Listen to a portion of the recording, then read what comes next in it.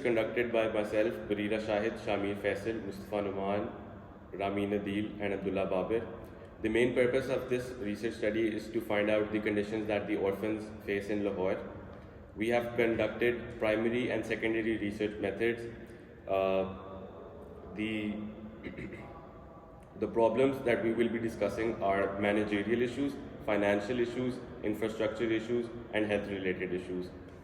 The two orphanages we have visited are Aghosh and Baitul Malaika. We have conducted interviews and questionnaires from the orphans, the caretakers, and the administration. We will be answering the issues. This research is about the health issues, the social issues, infrastructure issues, and managerial issues that the orphans face. We have conducted interviews and questionnaires. In our research paper, you will find out all of these answers, and you will have a good idea about the living conditions of these orphans, and you will also have a good idea of the impact of these things. आपकी जो बच्चे आते थे वहाँ पे उनकी कोई schooling वगैरह का था बंदोबस्त, मतलब वो स्कूल वगैरह जी वहाँ पे तलीमी निज़ाम तो बनाया हुआ था, लेकिन तलीम ना होने के बराबर थी। और वहाँ पे जो है ना बच्चे ऐसे के जो है ना मिसाल के तौर पे बाद जो ऐसे बड़े होते थे वो उनको नशे वगैरह के रास्ते पे लगा दिया था। और जो तलीम का खर्चा होता था ये बड़े बड़े जितने भी होते थे ये खुद सारा हड़प कर जाते थे। तो आखिर में एक टीचर आता था, वो भी मतलब नशे वाला ही आता था। अल्लाह का शुक्र था कि वहाँ पे कोई किसी को गरीब का तो फुर्सत है ही नहीं कि कोई गरीब की मदद करे। अस्सलाम वालेकुम। क्या नाम है आपका? हरूम। एज क्या है आपकी? 12 साल। और कहाँ से आए हो आप? कौन से यतीम खाने से आए हो? चौंक यतीम खाने। अच्छा, तो मुझे ये बताओ कि जब आप उधर रहते थे तो क्या हालात थे? खाने पीने के, वॉशरूम वगैरह साफ होते थे? वॉशरूम गंदे होते हैं, सूखी रोटी मिलती थी। खाना पीना मतलब ठीक नहीं था? नहीं। अच्छा, और जो साथ आप लोग के होते थे और बच्चे, वो कैसे थे? दोस्ती वगैरह थी उनसे कि नहीं?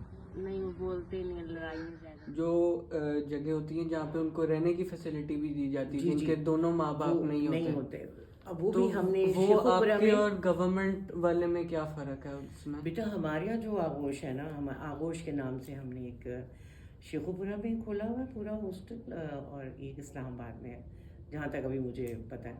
वो स्ट्रीट ऑफ आर्ट है, आप कभी उस दायरे में ज़रूर आप विज़िट करें और आप देखेंगे कि जिस तरह आजकल के स्कूल्स हैं ना, जैसे बिकन हाउस है, सिटी है, फर्स्ट स्टेप है, उसकी बिल्डिंग, उसका सब कुछ बिल्कुल इसी लेवल पे बना हुआ है। और उन बच्चों के जो कमरे हैं वो नीट एंड क्लीन है, और उनको सारा कुछ फ्राहम किया जाता है, पूरे खाना, कपड़े, समझे कि वो रहते ही वहाँ हैं। वो हमने उन्हें ओन किया होता है।